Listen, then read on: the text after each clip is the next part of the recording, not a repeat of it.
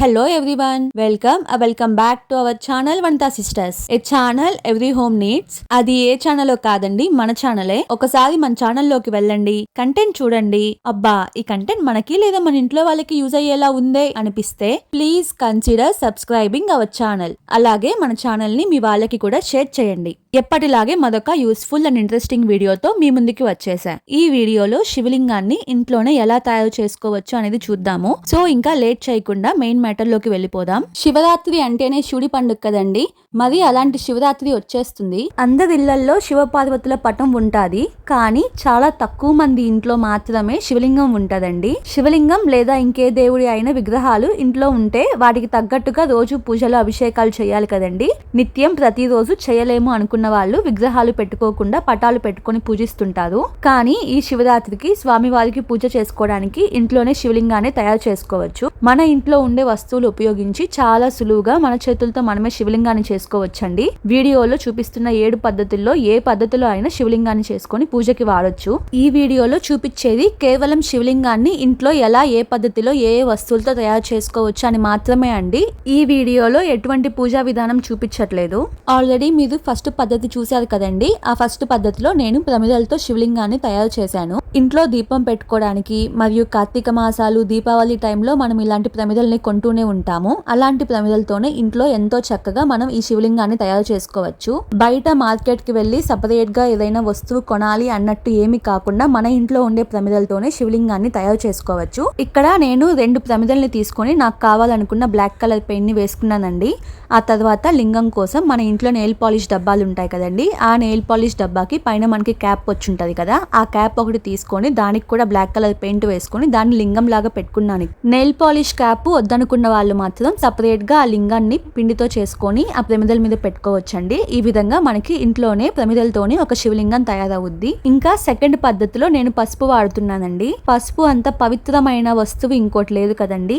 ఏ శుభకార్యమైనా ముందుగా పసుపుతోనే స్టార్ట్ చేస్తారు. ఈ పసుపు కూడా మనం కిచెన్ లోను లేదా పూజలోను నిత్యం వాడుతుంటాం కదండి. కాబట్టి ఇది మన ఇంట్లో కూడా చాలా పుష్కలంగా ఉంటది. ఆ పసుపుతోనే మనం ఎంతో చక్కగా శివలింగాన్ని చేసుకోవచ్చండి. పసుపులో సరిపడా నీళ్లు పోసి పసుపు అంతా కలిపి ఒక ముద్దలాగా చేసుకొని మనం శివలింగాన్ని తయారు చేసుకోవచ్చు. పసుపు ముద్ద ఆరిపోయిన తర్వాత రాలిపోద్ది అనే భయం వద్దండి. అలా ఏమీ అవ్వదు, ఎంతసేపు అయినా చక్కగా అలాగే ఉంటది. మూడవ పద్ధతిలో ఇక్కడ నేను గ్రేప్స్ తీసుకున్నానండి. ఫ్రూట్స్ కూడా దాదాపుగా మన ఇళ్లలో ఉంటూనే ఉంటాయి కదా. ఒకవేళ టైం కి మన ఇంట్లో లేకపోతే బయట మార్కెట్ లో కూడా చాలా ఈజీగా దొరుకుతాయి. ఇక్కడ ఈ వీడియోలో నేను గ్రీన్ కలర్ గ్రేప్స్ యూస్ చేస్తున్నానండి. శివలింగం మొత్తాన్ని ఈ గ్రీన్ కలర్ గ్రేప్ తోనే చేయబోతున్నాను. ఇక్కడ గ్రీన్ కలర్ అనే కాకుండా బ్లాక్ కలర్ గ్రేప్స్ కూడా యూస్ చేయొచ్చండి. అలా కాకుండా గ్రీన్ అండ్ బ్లాక్ 2 కాంబినేషన్ లో కూడా చేసుకోవచ్చు. వీడియోలో చూపిస్తున్న విధంగా 3 గ్రేప్స్ ని తీసుకొని 2 గ్రేప్స్ ని మాత్రం హారిజంటల్ గా కట్ చేసుకొని ఒక గ్రేప్ ని మాత్రం వర్టికల్ గా కట్ చేసుకోవాలండి. ఈ 3 కట్ చేసిన గ్రేప్స్ ని కంబైన్ చేయడానికి ఇక్కడ కడ్డీ పుల్లని వాడుతున్నానండి. ఆ పుల్ల సహాయంతో గ్రేప్స్ అన్ని కంబైన్ చేశాక మనకి శివలింగం తయారవుద్దండి. ఇక్కడ ఈ కడ్డీ పుల్ల ప్లేస్ లో టూత్ పిక్ ని కూడా వాడొచ్చండి. ఆ తర్వాత యథావిధిగా ఆ శివలింగానికి బొట్లు పెట్టుకొని పూలు పెట్టుకొని పూజించుకోవడమే.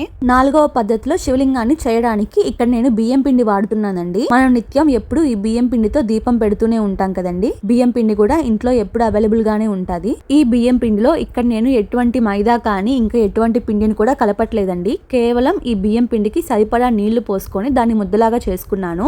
నార్మల్ గా బియ్యం పిండి కలిపినప్పుడు జారిపోతూ ఉంటది కదండి. అలా జారిపోకుండా ఉండడానికి పిండిని కలిపిన తర్వాత ఒక 10 నిమిషాలు పక్కన పెట్టేశారు అంటే కొంచెం సేపటికి ఆ పిండి ముద్ద గట్టి పడుద్దండి.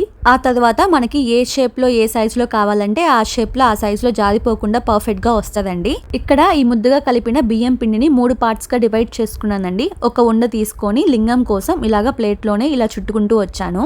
ఇంకా అది పక్కన పెట్టేసి 2వ ముద్ద తీసుకొని ఇక్కడ బేస్ కోసం కొంచెం రౌండ్ షేప్ లో చేసుకుంటున్నానండి. పైన లింగము కింద బేస్ కాకుండా మనకి మధ్యలో షేప్ రావాలి కదండి. ఆ షేప్ కోసం ఫస్ట్ రౌండ్ గా చేసుకొని దాన్ని ఒక సైడ్ కోన్ షేప్ లో రావడం కోసం నేను ప్రమిదగా చేంజ్ చేశానండి. ఈ 3 షేప్స్ మాకు ఎగ్జాక్ట్ గా రావట్లేదు అనుకుంటే కిచెన్ లో ఏవైనా ఇలాంటివే వస్తువులు ఉంటాయి కదండి. ఆ వస్తువుల్ని ఉపయోగించి ఈ షేప్స్ ని ఈజీగా చేసేసుకోవచ్చు. ఆ తర్వాత ఈ మూడింటిని కలిపి జాయిన్ చేస్తే మనకు ఒక శివలింగం తయారవుద్దండి. అదే ఈ బియ్యపిండి శివలింగం.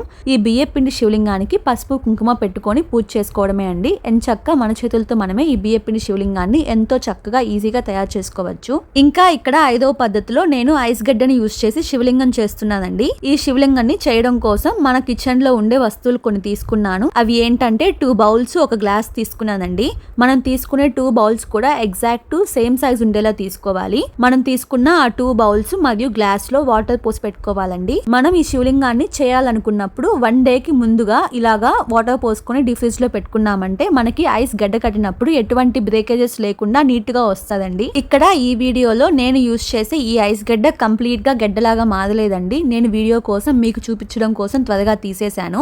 మీరు మాత్రం 1 డే ముందుగా డీప్ ఫ్రిడ్జ్ లో పెట్టుకున్నారంటే చక్కగా ఐస్ గడ్డ కట్టేస్తదండి. ఎటువంటి బ్రేకేజెస్ ఉండవు. ఈ ఐస్ గడ్డతో శివలింగాన్ని చేయడం కోసం మనం 2 బౌల్స్ లో పెట్టుకున్నాం కదండి. ఆ 2 బౌల్స్ యొక్క ఐస్ గడ్డని కిందిట్లాగా బేస్ లాగా పెట్టుకోవాలి. తర్వాత గ్లాస్ లో ఉన్న ఐస్ గడ్డని తీసుకొని పైన లింగం లాగా పెట్టుకోవాలి అండి. ఇంకా ఆ శివలింగానికి పసుపు కుంకుమ సమర్పించి పూజ చేసుకోవడమే. ఈ ఐస్ గడ్డ త్వరగా కరిగిపోద్ది అనే అపోహ చాలా మందికి ఉంటదండి. ఐస్ గడ్డ కరిగిపోద్ది, కానీ ఇట్లాగా ఐస్ గడ్డని ఒకదానికొకటి ఆనిచ్చి దగ్గరగా పెట్టామంటే అంత త్వరగా కరగదండి. మన పూజ ఫినిష్ అయ్యేంత వరకు ఖచ్చితంగా ఉంటది. ఇంకా 6వ పద్ధతిలో ఇక్కడ నేను బంకమట్టిని వాడి శివలింగాన్ని చేయబోతున్నానండి. నార్మల్ గా వినాయక చవితి అప్పుడు వినాయకుడి స్వామిని కూడా ఇలాగే బంకమట్టితో చేసుకుంటాం కదా, అలాగే ఈ శివరాత్రికి కూడా ఒకసారి శివలింగాన్ని బంకమట్టితో ట్రై చేసి చూడండి. ఈ బంకమట్టి కూడా ఏం కొనబడలేదండి. నార్మల్ గా విలేజెస్ లో ఉండే వాళ్ళకైతే పొలాల్లోనే దొరుకుతుంది. ఇంకా టౌన్స్ లో విలేజెస్ లో ఉండే వాళ్ళకైతే మనకి ఆన్లైన్ లోనే ఇలాంటి క్లేస్ అన్ని అవైలబుల్ ఉన్నాయి కదండి. అవి ఒక్కసారి ఆర్డర్ చేసుకొని యూజ్ చేసేసుకోవచ్చు. సేమ్ ఇక్కడ కూడా బంకమట్టిని 3 ఉండలుగా తీసుకొని బేసు, తర్వాత లింగం, తర్వాత మనకి మధ్యలో కావాల్సిన షేప్ అన్ని కూడా చేసుకొని టూత్ పిక్ లేదా ఇంకేదైనా పుల్ల సహాయంతో ఒక్కో పార్ట్ ని కంబైన్ చేస్తే మనకి శివలింగం తయారవుద్దండి.